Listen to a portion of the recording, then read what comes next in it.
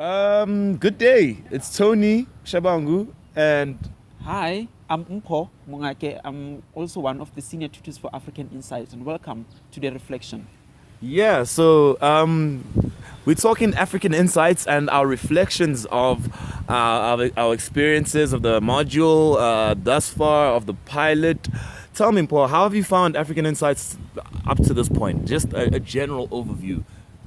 I think, what I find about African Insight, I enjoyed so much in terms of interacting about things that are happening in Africa. It covered a lot of a variety of things that happen in Africa. Like, for example, you look at LGBTI, African diaspora, African Renaissance. So those are the things that I wasn't aware of them, but thanks to African Insight, because I've learned so much about African things, and I've learned about things that are actually happening in Africa, and things that are not really revealed, or things that are not really haven't changed in one in Africa, but they still continue to be a problem. So as Paul says, I feel there's a lot of value in African insights, not just for the students but also for us.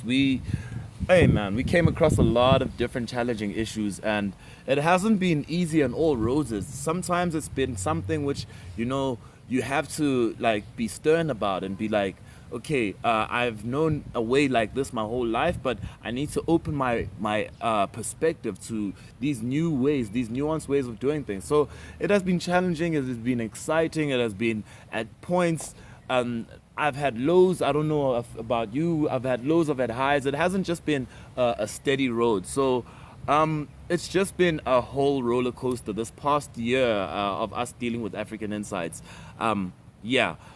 And at times, like what I've realized, what I enjoyed the most in the module is the excursion where we actually brought our own students from the module and we went with them in a field excursion where they will actually see some of this museum, some of these sites where history has taken place. Like, for example, we even had like interviews with our students during the trips.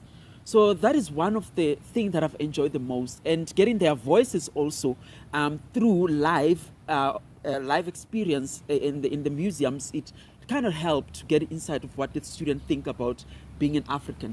Yeah. The excursion was quite a special event for us because we actually got to interact with the students for the very first time.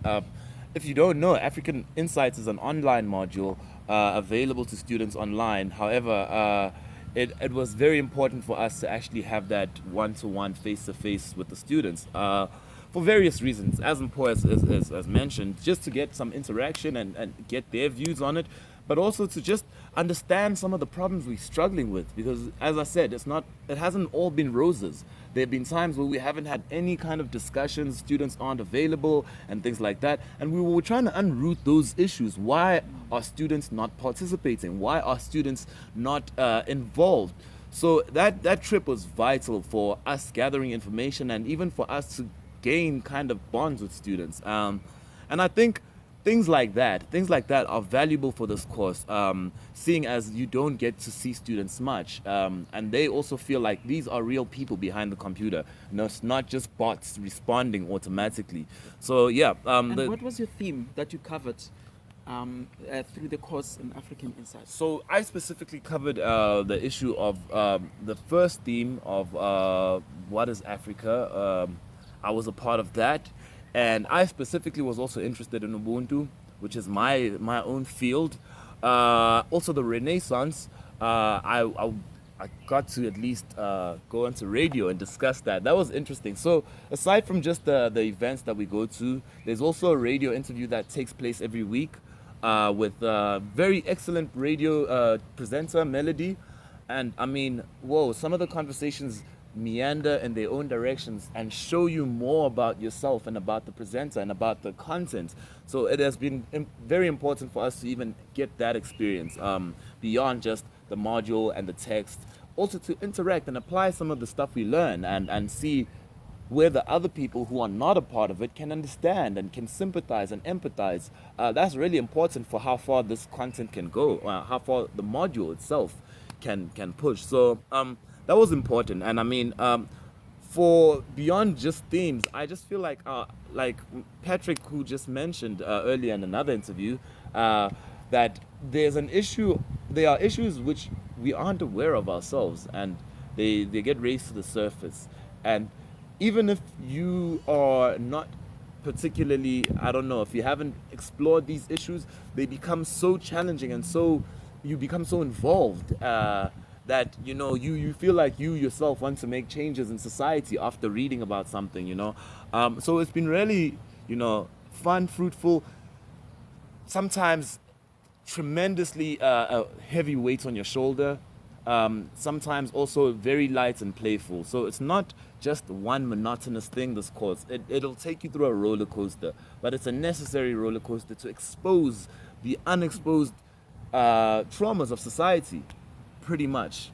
And the themes that I've covered for African Insight is the role of language, where I was actually looking at the language or the role of language in terms of using mother tongue language in schools. And I actually find that there's quite a lot of challenges in terms of using mother tongue language in schools, because teachers, they don't really believe in code switching.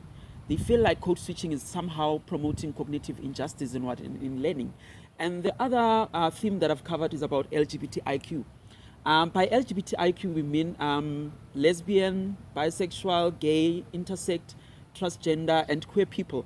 And if you look at how these people are facing in Africa, they are facing discrimination, they're being dehumanized, their rights are violated, and they even face charges like going to jail because of in other African leaders, they don't really believe of a person being gay. They believe that there's only a man and a woman, which are those challenges that they need to transform in terms of Africa, and they need to be viewed. But however, you can't really say you expect a president like Robert Mugabe to change his own way of leading his country to accept gay people.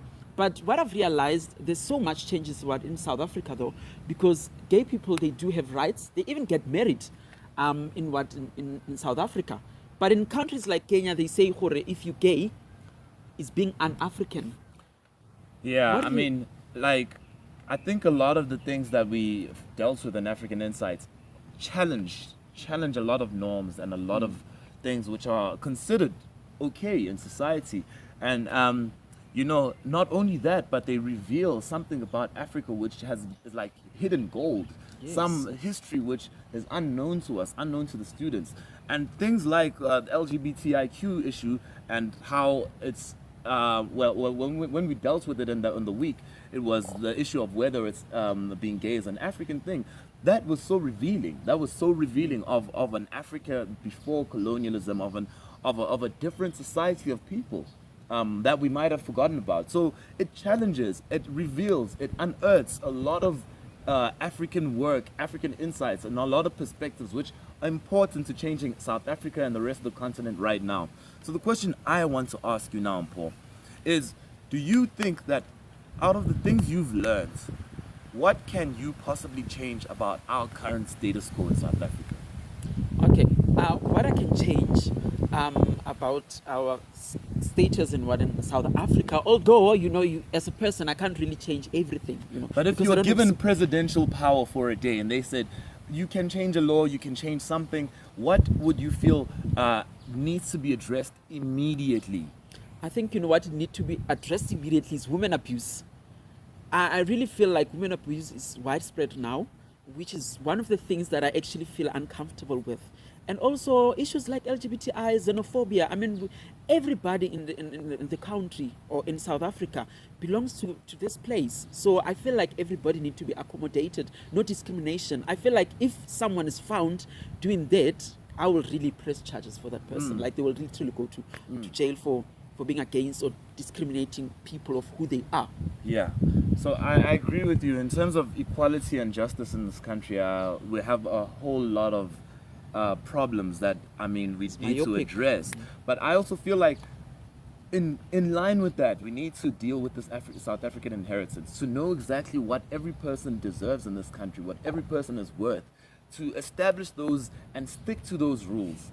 I think we haven't done that enough, and this is why things like women rights, equality and discrimination are still challengeable, are still issues, contestable issues. So I think we need to address the issue of what it is to be a person in this continent or in this country, and we need to justify why it's better to protect the rights of others rather than to violate the rights of others based on whatever. So we should not discriminate on any basis. And if it was up to me, I would go to the Constitution and rewrite a few of those issues, because I mean, some of them are aged and they don't deal with our current situation, and they need to be like fixed to what we are facing today. Okay. So yeah, Thank you so I much. think that's enough. That's We've enough said a for good today. amount of stuff. I hope you guys join us in African Insights next year. First years, whether or not you like it, it's gonna be a part of it. So have fun. Bye.